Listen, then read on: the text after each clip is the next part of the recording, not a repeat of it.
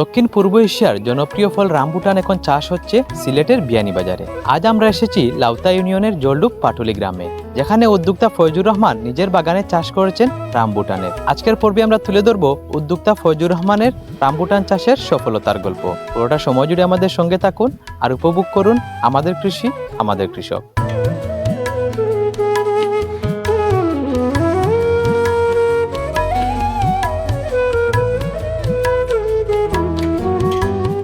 সিলেটের বিয়ানীবাজার উপজেলার লাউতা ইউনিয়নের জলডুব পাটুলি গ্রামের উদ্যোক্তা ফয়জুর রহমান আজ দেশের মানুষের কাছে এক অনুপ্রেরণার নাম। বিদেশে এক রাজকীয় ফলের চাষ থেকে অনুপ্রাণিত হয়ে প্রায় 15 বছর আগে তিনি ইন্দোনেশিয়া থেকে রামবুটানের চারা সংগ্রহ করে নিজ বাড়ির পাশের জমিতে রোপণ করেন। তার স্বপ্নের বাগান আজ ফলনশীল হয়ে উঠেছে, আর সেই সঙ্গে বদলে দিচ্ছে স্থানীয় কৃষির চিত্র।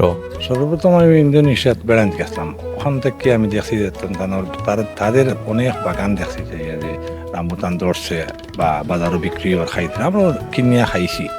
খাইয়া জানাম যে বেশ টেস্ট আছে এটা। আমরা যে সোর সিজনের একটু পর এটা ফলটা ফাঁকে, ও চিন্তা করলাম যে এই ফলটা তো আমরা দেশও হইব। আমরা মাটির লগে এই মাটির দেখছি মিল আছে বা অনেক ফ্রুট আছে আমরা দেশে যেগুলো নাই তারা দেশও আছে, আর তারা দেশে যেগুলো আছে এগুলো আমরা দেশে নাই। আমরা দেশেও অনেক সময় দেখছি আমি ঢাকাত ও ফলটা বাইরের থেকে আমদানি করা হয়, সরিয়ে এগুলো বিক্রি করা হয়, যথেষ্ট দামও আছে।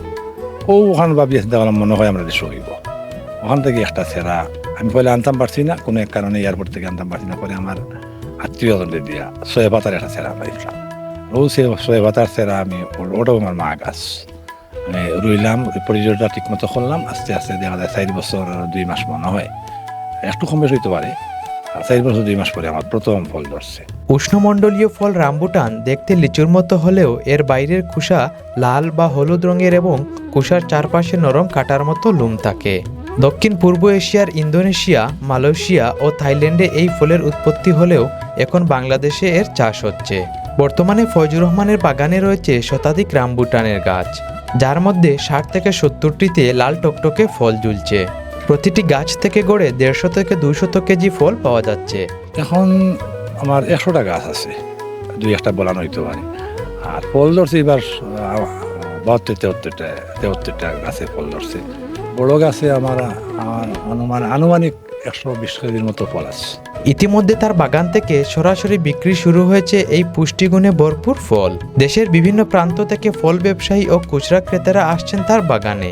আমদানি করা রামবুটানের তুলনায় দেশীয় ফলের স্বাদ, মান ও সতেজতা বেশি হওয়ায় বাজারে দ্রুত জনপ্রিয়তা পেয়েছে।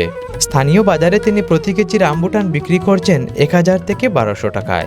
এবার টাঙ্গাইল থেকে লইয়া, এবার চট্টগ্রাম থেকে লইয়া মৌলিজার পর্যন্ত, ওকে লই গিয়া এবার সিলেট থেকে মৌলিজার পর্যন্ত বিভিন্ন থানার মানুষ আইয়া বাড়ির থেকে নিয়ে নারী।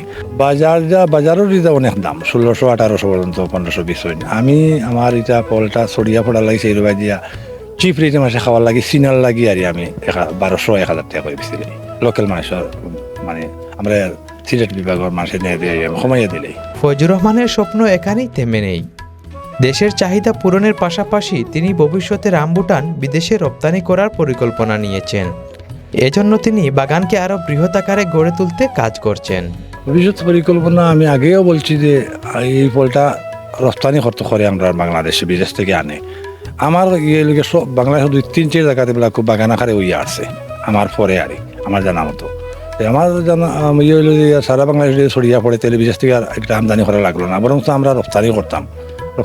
এটা প্রচুর দাম আছে, যেমন ইউরোপ আছে বা মিডল ইস্ট অনেক দাম আছে। যদি বিদেশের ব্যবসায়ী যারা আছেন, বিদেশ যারা ব্যবসায়ী আছেন, তেমনি যদি যোগাযোগ করেন মানে বিদেশ পাঠাইতাম, তাহলে আমি এই ফলগুলো সন্তানের দিয়ে পাঠাইতাম পারো বিদেশ ব্যবসা করার লাগে। আর যারা আমদানি রপ্তানি করেন সন্তানকে তেমনি যোগাযোগ করে আমি ফল দিতাম পারো। তার সাফল্যে অনুপ্রাণিত হয়ে স্থানীয় অনেকেই এখন রামবুটান চাষে আগ্রহী হয়ে উঠেছেন। ফয়জুর রহমান নিজেও নতুন উদ্যোক্তাদের উৎসাহ দিতে সুলভ মূল্যে চারা সরবরাহ করছেন। আমার কাছ থেকে আমার জানা মতে প্রায় 12 জন মানুষে আমার বৃহত্তর দলডুপর 12 জন মানুষে নিঃসন্তানোর ধরেন। কেউ 2টা একরের 1টা একরের 10টায় ধরেন আমার জানা মতো। আর কেউ যদি কমার্শিয়ালভাবে বাগান আকারে করতে চাই তাহলে আমি চিপ রেটে সেরা দিতাম পারবো, কম দামে সেরা দিব। বাগান করার যে ফর্মুলা যেগুলো আছে সেগুলো খুঁইয়া দিব, যেভাবে সেরাগুলোর নিয়ম আছে রুয়ার বা পরিচর্যা করার।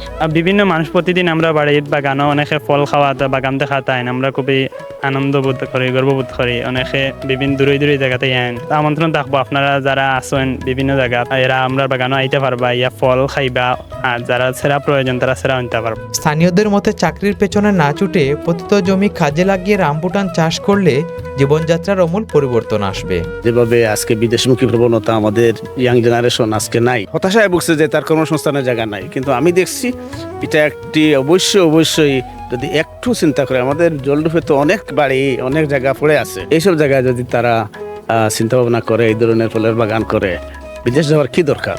বাংলাদেশের কৃষিক্ষেত্রে রামবুটানের বাণিজ্যিক চাষ এক নতুন সম্ভাবনার দ্বার উন্মোচন করেছে।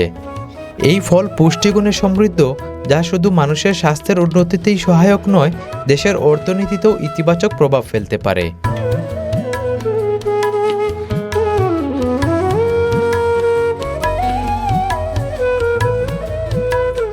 ফজলুর রহমানের সফলতা দেখাচ্ছে সঠিক উদ্যোগ ও সরকারি সহযোগিতা পেলে রামবুটান বিয়ানীবাজারের কৃষিতে নতুন সম্ভাবনার দুয়ার খুলতে পারে। দর্শক, আজকের মতো বিদায় নিচ্ছি, দেখা হবে নতুন আরও একটি পর্বে। ততক্ষণ সবাই ভালো থাকুন, সুস্থ থাকুন, SRI টিভির সঙ্গে থাকুন।